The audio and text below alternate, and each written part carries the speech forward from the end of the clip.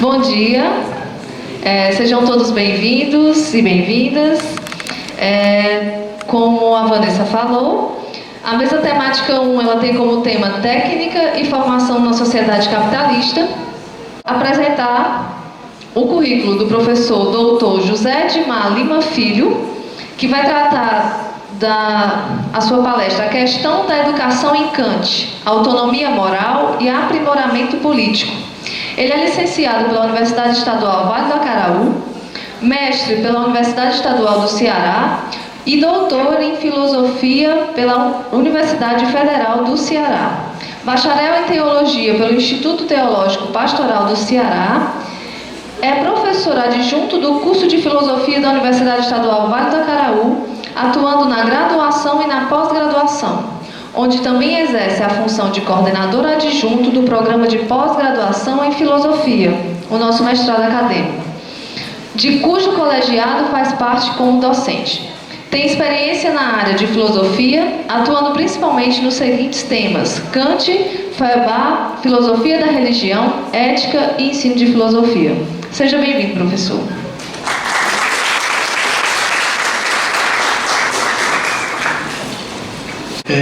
Muito bem, então, muito obrigado pelo convite. Eu não poderia iniciar essa minha fala sem fazer alguns agradecimentos. Eu queria, de maneira muito especial, agradecer ao professor Hermínio, porque quem é aluno do Hermínio aqui, só para eu ter uma ideia? Puxa vida, é muita gente, né, Hermínio? É muita gente. Quem é aluno do professor Hermínio sabe que ele é muito mais do que um professor, não é verdade?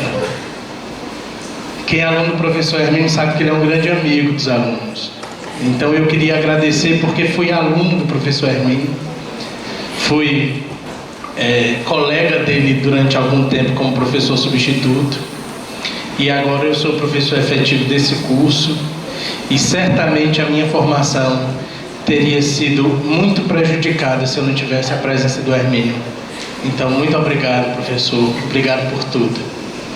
Eu queria, então, fazer a minha fala, pessoal, baseando a minha discussão aqui em algumas obras de um filósofo prussiano chamado Immanuel Kant. Eu baseio a minha discussão basicamente nos textos Resposta à Pergunta, o que é esclarecimento, no texto sobre a pedagogia, cuja autoria é ponto de discussão entre os intérpretes, e a metafísica dos costumes e a ideia de uma história universal de um ponto de vista cosmopolita. Então, basicamente, eu vou tentar dialogar a partir dessas obras. Em razão do tempo que tenho, que já correu aqui um pouco, eu esqueci de começar a marcar, eu vou ter que abreviar alguns dos pontos que pretendia apresentar, mas para talvez satisfazer a curiosidade dos que tiverem interesse em prosseguir essa discussão, a minha fala está baseada num artigo que eu tinha enviado para publicação e que saiu tem, acho que 10 dias, pela revista Transformação da Unesp. Então, o que eu não conseguir apresentar aqui, vocês poderão certamente se apropriar do que está sendo exposto pelo que está nesse texto, tá? Então eu vou me permitir ler, porque fui eu que escrevi, né? Então eu acho que falarei do que defendo de fato. Bem, quando se trata do tema da educação em Kant, geralmente o público volta a atenção para o pequeno ensaio sobre a pedagogia, de 1803. De antemão, porém, um primeiro problema a respeito do texto em questão ganha destaque. Pode-se aceitá-lo como um escrito autêntico de Kant? Fontanella, que é tradutor da obra no Brasil, sugere que o texto foi publicado por um discípulo de Kant, Theodor Rinck, que, pelo que se tornou presente no tomo 9 da edição da Real Academia Prussiana de Ciências das obras completas de Kant. Defende ainda que o texto seria resultado de uma prática comum entre os professores da Universidade de Königsberg de se revezarem em um curso sobre pedagogia aos discentes, de modo que este escrito corresponderia a este curso, para o qual Kant teria composto um texto ligeiro e não detalhado. A edição francesa das obras de Kant sobre o tema da educação é apresentada por Maluf nos Anais de Filosofia e de Ciências Humanas, com a informação de que ali estariam condensados os elementos fundamentais dos 4 cursos sobre educação proferidos por Kant entre 1776 e 1787, que Robert Lauden, mais especificamente, diz terem ocorrido no inverno de 1766-1777, no verão de 1780 e no inverno de 83 e 84, de 86 e 87. O debate é ampliado por Guinzo, sobretudo quando recupera a posição de Weisskopf, para quem a obra Pedagogia não pode ser tomada como um texto de Kant. Embora Barata Moura ressalte que as referidas lições sobre a pedagogia editadas por Rinck teriam sido revistas pelo próprio Kant antes da sua publicação em 1803. Isso pode parecer um pouco sem muito sentido, mas o que eu quero dizer aqui é que, não obstante essas discussões a respeito da autoria ou pseudo-autoria da obra, é fato que o próprio Kant chegou a revisar esse texto e autorizar a publicação. Como quer que seja, e a despeito das disputas teóricas sobre a problemática da autoria ou pseudo-autoria da obra, para o que vale um estudo à parte, o texto da Pedagogia possui uma articulação indiscutível com outros temas e escritos de Kant que abordam de alguma maneira a questão pedagógica, tais como os opúsculos sobre a história, a antropologia de um ponto de vista pragmático, as reflexões de antropologia, sem esquecer as 3 grandes críticas e os escritos sobre filosofia moral. E talvez por isso Guinzo argumente que, embora Weisskopf levante questionamentos sobre a relevância do texto, seria preciso reconhecer ali observações importantes para a problemática educativa em Kant. De fato, o texto, objeto das disputas teóricas rapidamente mencionadas, é extremamente provocativo e traz contribuições significativas para pensar a educação dentro de uma perspectiva integral do indivíduo, de modo que ali estariam contidas não apenas a crença em uma antropologia específica de partida, mas também uma meta fundamental para o ser humano, para a qual o problema do esclarecimento parece ser algo central, o que acaba por acentuar o papel do iluminismo para a compreensão do tema da educação em Kant, em decorrência da conexão possível entre este e outros textos reconhecidamente escritos por ele. Para confirmar essa tese, Guinzo sustenta que, e eu cito, a preocupação kantiana pela educação e a pedagogia transborda claramente os limites do pequeno ensaio sobre a pedagogia. Para fazer-se uma ideia cabal acerca deste problema, é preciso consultar os escritos kantianos acerca da filosofia da história, da antropologia, da moral, da religião, assim como as metodologias das 3 críticas. Só assim podemos ter em conta a relevância e a seriedade que Kant atribuiu ao fenômeno educativo. Aparece desta forma uma conexão profunda entre o pensamento kantiano e o problema da educação, como algo mais profundo e relevante do que cabia suspeitar à primeira vista. Fim de citação. Daí que o período da Ilustração tenha se dedicado sobremaneira ao problema da educação, pensando-a tanto desde um ponto de vista teórico como prático.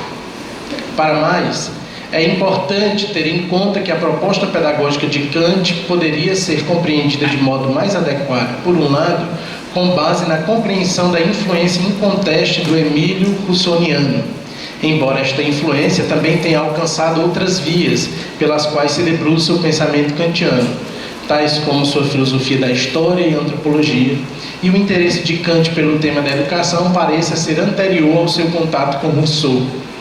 Por outro lado, pelo ímpeto reformador dos chamados filantropistas da Prússia da sua época. Sobre o último aspecto, é importante considerar que as ideias inovadoras de Rousseau exerceram uma grande influência sobre a pedagogia do iluminismo em toda a Europa, que dificilmente pode ser sobreestimado. e tiveram especialmente repercussões frutíferas na Alemanha, isto é, nos estados do Antigo Império, como mostra a reação de Kant. Os pedagogos reformadores na Alemanha do último terço do século XVIII foram, na sua maioria, professores que derivaram as suas ideias diretamente da prática escolar.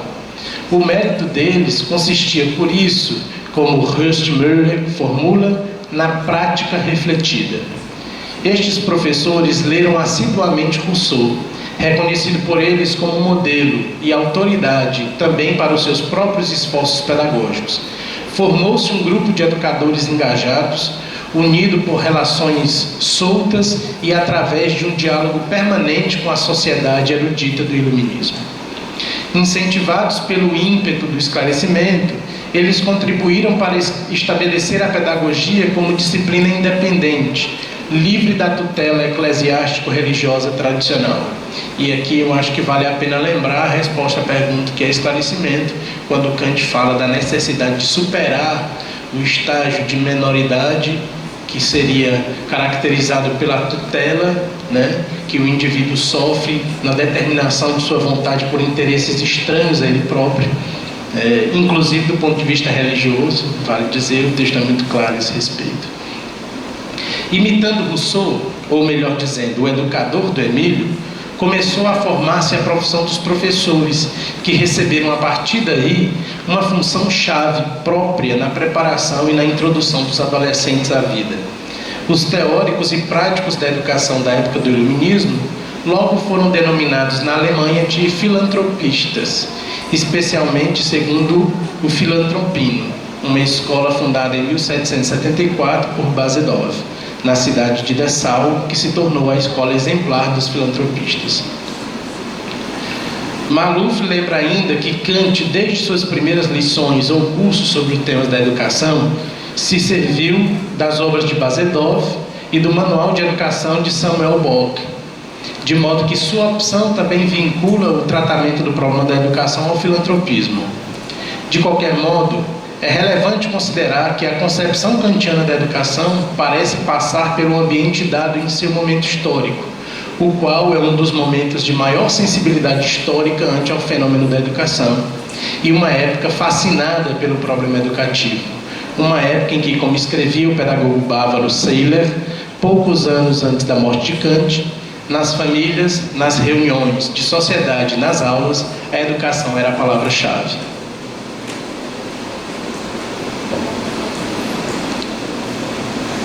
Indo ao texto, de fato, a pedagogia, a obra. Iniciada por uma afirmação crucial para perceber a educação como um problema filosófico, a pedagogia começa pela tese de que o homem é a única criatura que precisa ser educada. Por educação entende-se o cuidado de sua infância, a conservação, o trato, a disciplina e a instrução com a formação. Essa citação é do próprio Kant, ou da pedagogia. Isto significa que, analiticamente, temos o seguinte: primeiro, que o homem é criatura que tem necessidade da educação. Logo, a educação não é algo acidental e recusável, mas fundamental e irrenunciável. 2, que a educação é compreendida em sentido lato, uma vez que envolve não só a dimensão de cuidado e da disciplina, mas também envolve a instrução com a formação, o que tornaria o processo educacional algo a ser desenvolvido em etapas. Por isso, diz Kant, o homem é infante, educando e discípulo. Nessa perspectiva, a necessidade que o homem tem da educação é proporcional àquela que tem de sua própria razão, uma vez que o seu instinto não se equipara ao dos animais no que tange ao desenvolvimento da sua conduta como ser humano. Kant parte da pressuposição de que o homem nasce em uma espécie de estado bruto, do qual precisa se desvencilhar, no sentido de levar a efeito uma espécie de destinação. A humanidade não é, pois, algo dado definitivamente em decorrência do simples nascimento, mas algo adquirido, um processo contínuo de conquista de si mesmo do indivíduo. Daí a pedagogia assumir que, cito Kant, a espécie humana é obrigada a extrair de si mesma, pouco a pouco, com suas próprias forças, todas as qualidades naturais que pertencem à humanidade. Fim de citação. Isso justificaria uma aproximação entre teleologias no pensamento kantiano: a antropológica, a educacional, a política e, igualmente, a da própria história. Para usar as palavras de Leonel Ribeiro dos Santos, cito: a filosofia moral, a filosofia política e a filosofia da história kantianas convergem para a educação, entendida num sentido amplo, ou seja, simultaneamente como a educação do indivíduo e, segundo a expressão de Lessing, como a educação do gênero humano. Nisso cumpria Kant, à sua maneira, o projeto da Aufklärung, profundamente marcado por um impulso pedagógico. Fim de citação. Um dos dispositivos de que a educação se serve para auxiliar o homem no processo do desenvolvimento de si mesmo, no rumo da humanização, é aquele da disciplina, uma vez que, segundo Kant, a disciplina transforma a animalidade em humanidade. Não nos enganemos. Trata-se aqui menos de fomentar uma educação para a subserviência absoluta do sujeito em relação aos outros que para a liberdade, na medida em que a disciplina é compreendida por Kant como aquilo que impede o homem de desviar-se do seu destino, de desviar-se da humanidade. Sendo assim, Kant procura desenvolver sua ideia de educação amparado fundamentalmente na premissa antropológica de que há disposições naturais íncitas ao ser humano, que devem ser aprimoradas, as quais se revelam como disposição técnica, disposição pragmática e disposição moral, e que compõem um repertório que torna um homem distinto de todos os outros habitantes da Terra, conduzindo na direção da humanidade. Se o destino do homem é a humanidade, e se o interesse da razão repousa fundamentalmente naquilo que é prático, isto significa que, em primeiro lugar, a humanidade é uma conquista do homem, e, em segundo, que a destinação moral é o cumprimento final das disposições humanas. Ora, sobre a moral de Kant, os leitores da Fundamentação da Metafísica dos Costumes reconhecem bem a sua tese básica. A boa vontade é aquela que realiza os imperativos emanados pela razão, em detrimento daqueles gerados pelas inclinações, proporcionando o alcance da autonomia como princípio supremo da moralidade. O homem é senhor de si mesmo quando prefere o que é moralmente correto, na medida em que isto só lhe está disponível na obediência ao comando categórico que sua própria razão legisladora oferece. Aqui o homem é autônomo e pode se experimentar como alguém livre, uma vez que a liberdade expressa na obediência à lei moral é recíproca à autonomia. É a famosa tese da reciprocidade da Fundamentação da Metafísica dos Costumes. Quer dizer, imagino que seja famosa, né? A pedagogia kantiana assume a tese de que o homem não pode se tornar um verdadeiro homem senão pela educação. Essa é uma afirmação do texto. Ele é aquilo que a educação dele faz. E o que se segue daqui é algo curioso. Ao tempo em que, segundo Kant, a educação ensina alguma coisa aos homens, também não faz nada mais que desenvolver neles certas qualidades. Essa afirmação é dele. Trata-se de uma perspectiva tipicamente iluminista, embora não descuide dos entraves próprios da natureza humana.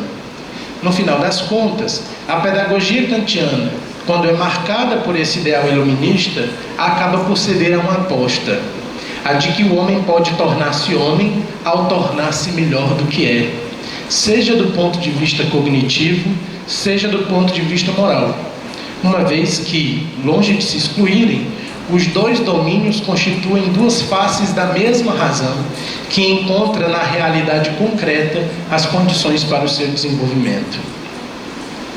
Trata-se de um ideal da razão, trata-se de um ideal que conta com a historicidade da razão, embora compreenda que a história é um horizonte aberto. Isto significa, no limite, que o ser humano é ele mesmo um projeto em construção permanente, nunca dado definitivamente.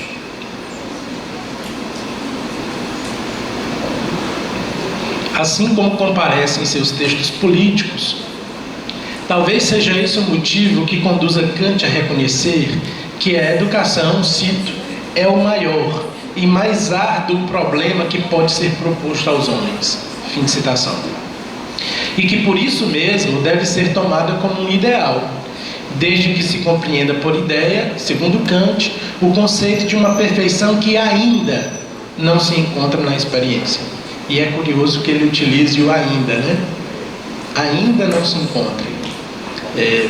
Muitas vezes é necessário frisar esse ponto, porque é como se o que o Kant estivesse propondo fosse uma coisa absolutamente impossível, irrealizável e absolutamente desvinculada da realidade. Não é bem isso que ele está querendo propor, né?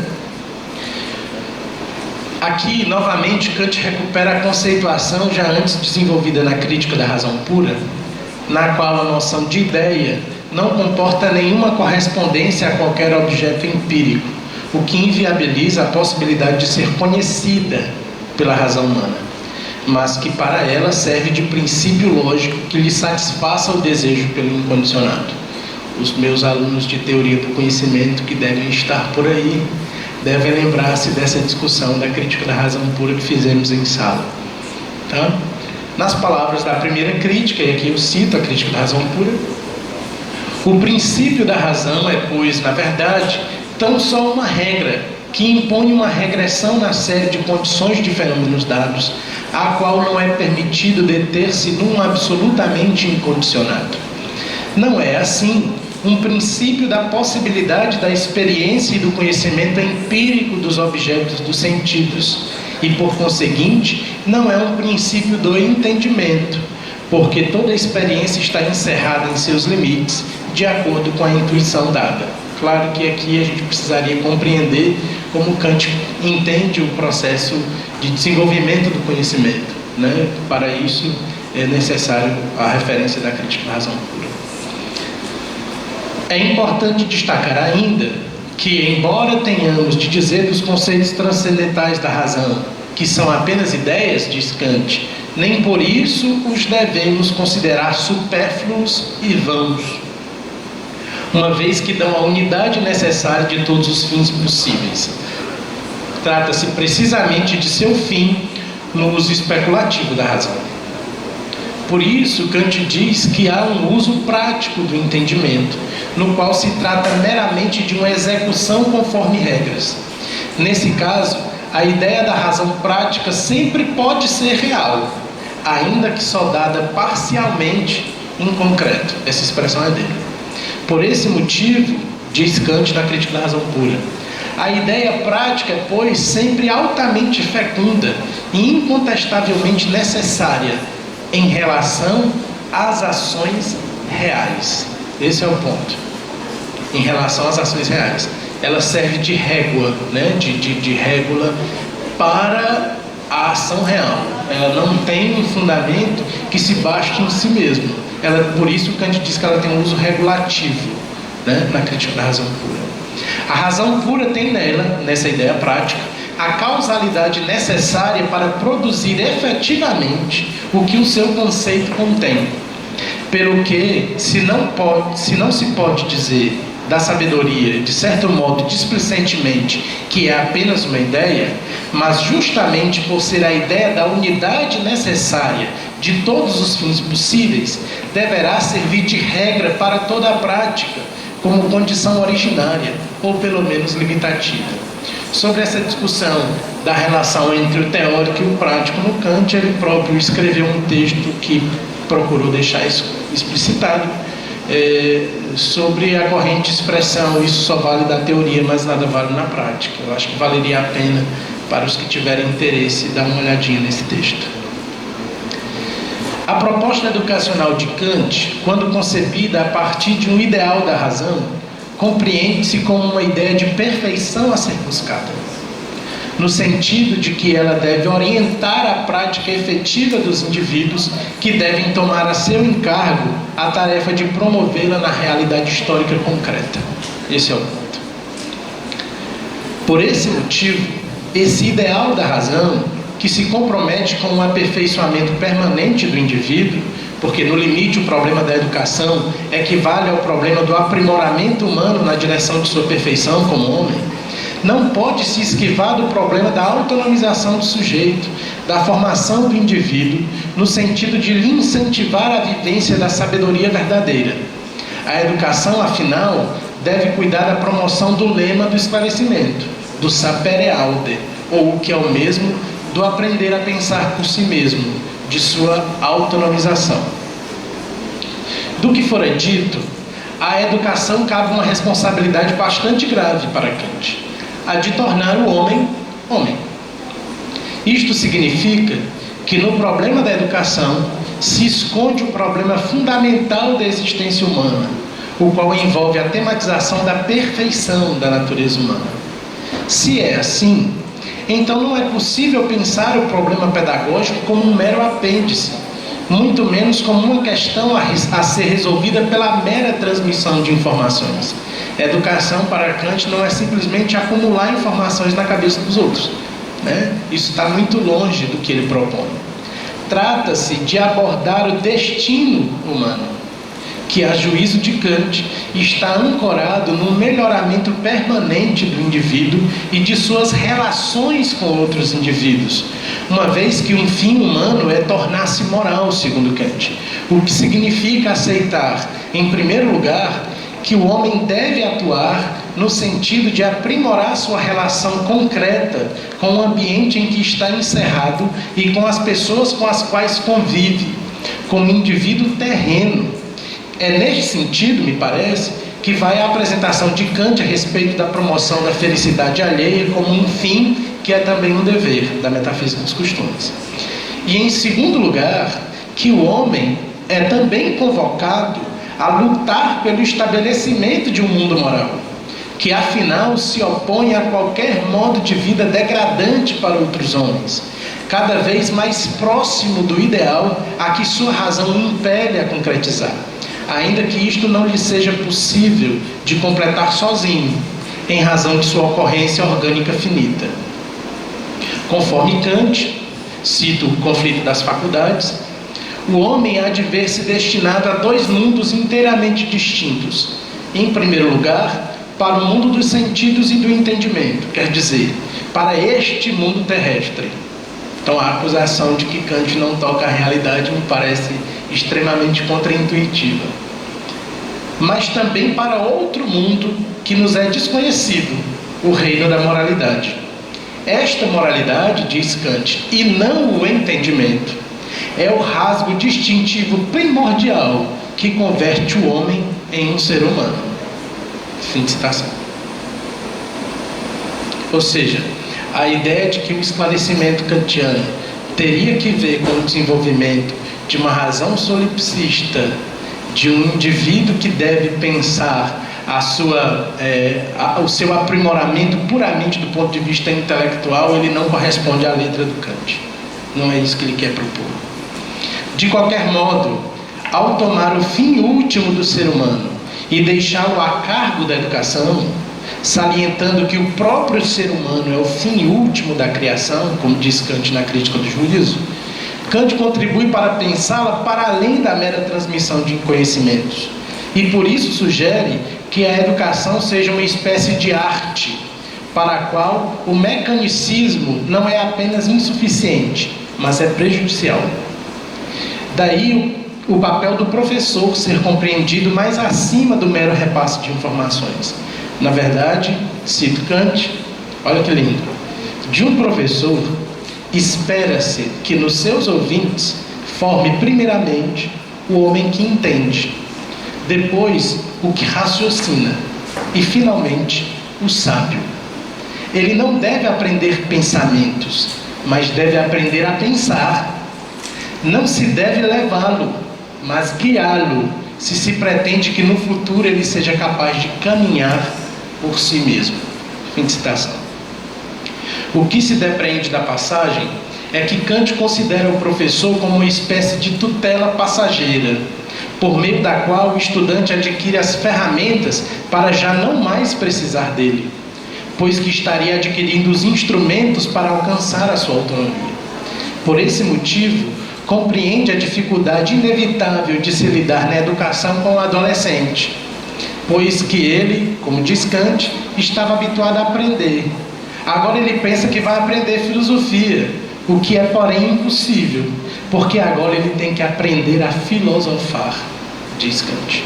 Fim de citação. Mas Kant sobreleva a função do professor como filósofo prático, ou, como ele diz, o verdadeiro filósofo, compreendido como mestre da sabedoria, que ensina através da doutrina e do exemplo. Olha só, professores de filosofia, né? Estão vendo só? Ensinam pelo exemplo, tá certo? Eu não sei se isso é bom ou ruim, né? Se a gente parar para pensar. Mas, enfim, nós aprendemos assim, né? E meio que se recupera aqui o papel do sábio, do Aristóteles, né? Como a gente pode ensinar, as pessoas podem reproduzir comportamentos por imitação, graças à faculdade mimética, né? Isso está no Aristóteles. Note-se que no limite, está acabando meu tempo, né? O que Kant pretende instigar é o desenvolvimento de uma postura ativa do indivíduo, algo que se justifica a partir de sua conhecida reviravolta copernicana, desde a crítica de 1781, que nada mais é que uma atitude crítica diante do que lhe cerca, na medida em que isso corresponde ao aprimoramento humano, o que significa admitir um duplo efeito a ser conquistado pela educação, quais sejam: primeiro, a autonomização do indivíduo singular, mas também, no limite, segundo, o melhoramento do gênero humano como um todo. Daí que seria possível qualificar a ideia de educação para Kant como uma pedagogia da humanidade, na qual o bem geral e o bem privado podem se conciliar harmonicamente. Como o homem convive com outros iguais a si, parece legítimo que o resultado de uma educação comprometida seja necessariamente um impacto político de transformação da realidade, para nela tornar execuível o aperfeiçoamento permanente do ser humano. Isto, no entanto, já é uma crítica ao próprio contexto histórico de Kant, na medida em que a ideia de aperfeiçoamento de cada um dos homens e a sua utilização para o bem público e o bem-estar de todos, assim como a ideia que resulta disso, a saber, a ideia de um melhoramento progressivo das condições estatais, econômicas e sociais através da educação, abalaram consequente e inevitavelmente a ordem social tradicional, sustentada em classes diferenciadas pelo nascimento. A valorização crescente das capacidades, conhecimentos e trabalhos individuais, que resultou necessariamente numa mobilidade social, entrou evidentemente sempre mais em conflito com a realidade política e social.